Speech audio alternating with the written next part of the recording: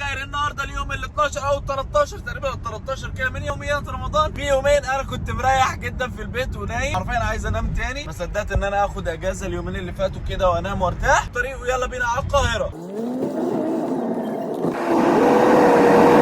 طبعا يا جدعان احنا لسه واصلين القاهره، جاي بالظبط على الفطار تلت ساعه تقريبا وانا جعان قوي. والله يا جدعان سامحوني على الغيبه دي، بس حقيقي وحشتني الفيديوهات قسما بالله. بس النهارده عندنا تمرين مع تيم الفزلي. ايه اكتر حاجه مزعلاني دلوقتي؟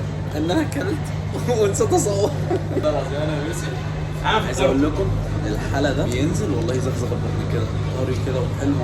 كان نفسي اصوره لكم يا جدعان، مش هينفع اطلبه تاني، مش هينفع الدايت.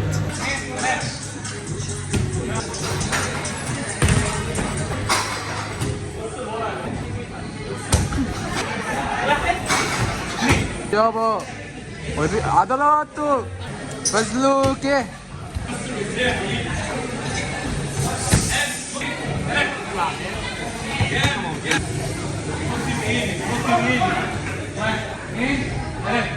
ايدي وجعتني يا عم. يا سلام.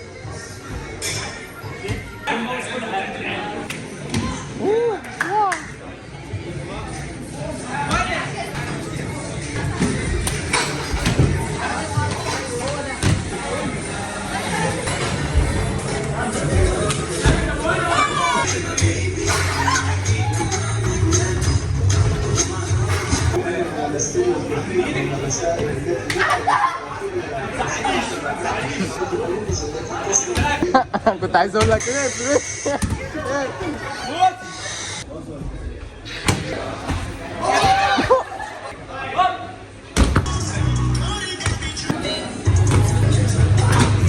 اور انت وإيمو راح يتفزلك عليه.